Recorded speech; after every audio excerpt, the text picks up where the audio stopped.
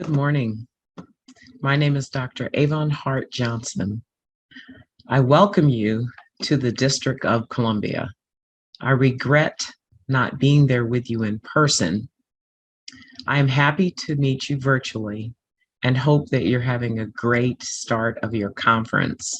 Mark, Julie, Jean, and Paja will deliver a robust conversation about the existing criminal legal system where intervention and prevention strategies are effective and where there are gaps.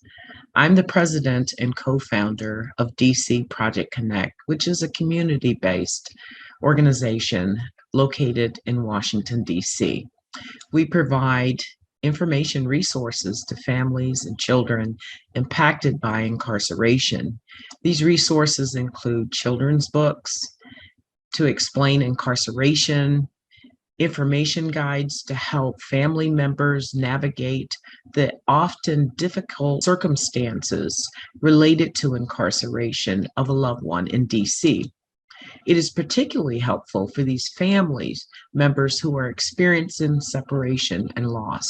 Since you're in Washington, DC, I find it fitting to discuss the uniqueness of our population of returning citizens and families impacted by incarceration. So I'll use my time briefly to share a bit about our population, its challenges, and I am sure that as my colleagues speak about what social justice looks like using a preventative strategy, using their frameworks and research agenda and ideas around best practices, it'll be fitting to have this information as a backdrop. And I look forward to hearing their ideas about what Washington, D.C. could do to enhance our own framework and strategies. First, the District of Columbia does not have a local prison. As a result of the 1997 Revitalization Act, it resulted in closing our only prison, which was fully closed and vacated by 2001. So somewhere in the neighborhood of about 3,000 to 5,000 individuals who were sentenced for DC code offenses or felonies were sent across the United States to serve their prison sentence.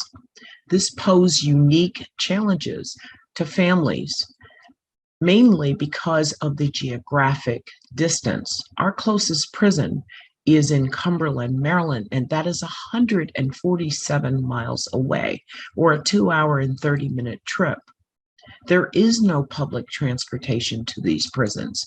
So families oftentimes are already facing financial hardships. Staying connected becomes difficult. Supporting their incarcerated loved one becomes difficult.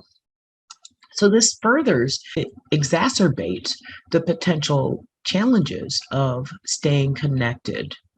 And those who do remain connected rarely get a chance to make a trip across country to see their incarcerated loved ones. So the incarceration of DC residents poses great challenges for DC families. As you may know, the number of women who were incarcerated in prisons across the United States between 1980 and 2021 rose 525%, with only a slight decrease during the pandemic. So I serve as the chairperson of the Community Relations Board for Washington, D.C.'s only halfway house or residential reentry center for women. These women have been separated from their families while serving their sentences, and the average age range, well, the range of those women who are currently serving time in the Bureau of Prisons range between ages 25 and 76. And I've worked with women as young as 18 years of age, administering life skills, psychoeducational classes in trauma responsive programming. And our challenges fall into the following major areas: housing, obviously, employment, family reunification, and mental health. Each of these areas could be addressed. What can we do to provide stable housing? What can we do to provide women with employment opportunities so that they're not stigmatized before they even enter into the job market and conduct their job search?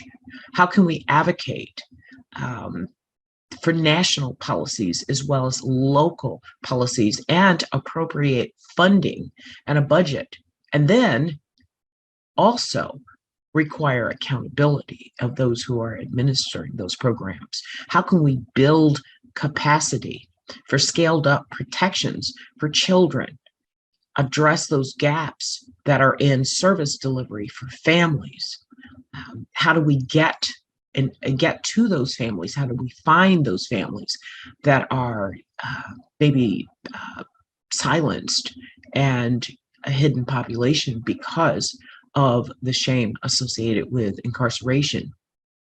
And how can we use incarceration as a form of last resort, using such alternative programs as drug courts or home confinement? How can we keep those families connected and perhaps even use family impact statements when sentencing individuals to prison? You know, what can we do to reduce those harmful and cascading impacts? I look forward to hearing Julie, Mark, Paja, and Jean's discussion around this. And I hope that you all have a fantastic conference. Again, I wish I could be there with you, but since I can't, I wish you all blessings, safe travels, enjoy your conference. Thank you.